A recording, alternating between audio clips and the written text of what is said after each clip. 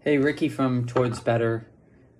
Want to make a short video helping you to reflect on community life and your approach to and mindset about community life.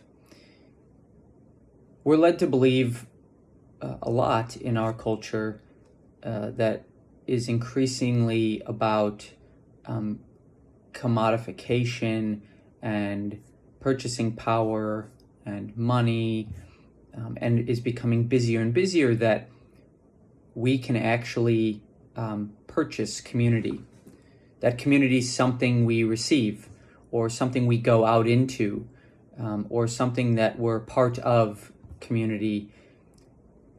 And we're also trained to believe that our problems or potential solutions can be solved or created with that purchasing power, so that we can buy friendship or belonging or care or health or inclusion, or in our case at Towards Better, that a job can be bought, that achievement of our goal can be almost outsourced. What it does is it turns citizens, and not necessarily citizens by status, but it turns people, residents, local people, into consumers, clients, participants, cases, to be managed recipients of a program, rather than residents, contributors, producers, co-creators. And so I share this because for those that are working in the life of community, we often believe that that our approach really makes people into producers, into co-creators. But what we actually might be doing is trying to service community. So we might run a weekly group for a few people or a bunch of the people that use our service. And these people are actually in the role of clients.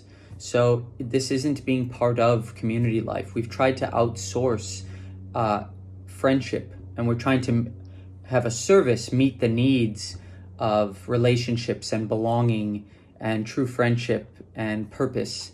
And those are the sort of needs that community life can meet. So there's a mindset there: is, do you believe community life can, should, does, has enough to meet the needs of belonging, of care, of relationship, of safety, of security? That's different than neighbors getting together and having a bit of a book club. And so how we flip the script is actually not looking at what sort of service does someone need, but what gifts, what talents, what contributions does someone have, and where in community life, and how might this be welcomed, and through what valued roles would that contribution be best brought out. So it's not starting with what's wrong, but rather what's strong. And then our role in that is actually to support people to become contributors, to become co-creators, to become neighbors, local residents, to bring out that role in local communities, workplaces, churches, local enterprises, community associations, clubs, tertiary institutions, not through joining a program or getting a service or becoming a consumer. You can't purchase these things. So we become an alongside-er of someone, an animator, a resource guide, a connector, a bridge builder, to help people build these real roles in community life, rather than thinking we can somehow outsource our need for friendship. We can't buy friends. We can't buy a job, a work role. It can't be bought. It must be attained. And it has to be attained through a very relational approach and looking at what community life has to offer, because there's so many needs that can be met via everyday community life.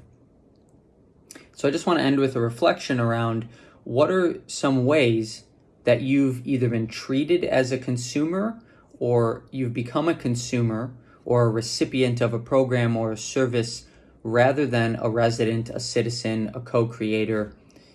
And if you're working in the life of community, or perhaps your loved one is someone who struggles, doesn't have a life yet in community life, and for us, we work alongside people with a disability, I'd like you to just reflect on What's a few ways, or perhaps even just one way, one space, one opportunity where your loved one could offer one of their gifts, their talents, their contributions, something valuable in their local neighborhood, local community, and not just be the recipient of support of a program where they go elsewhere outside of their local community and are taken by a paid person and put into a program? Because these things can't be bought. And if we really want people to be safe and secure, and for there to be people who are going to look out for that person long after we're around, then being deeply ingrained in community life is essential. So I hope that's been of some value to yourselves, and please don't hesitate to reach out if you want to discuss this further, or you want your team to get together around this topic of community life and flipping the narrative from consumer to producer.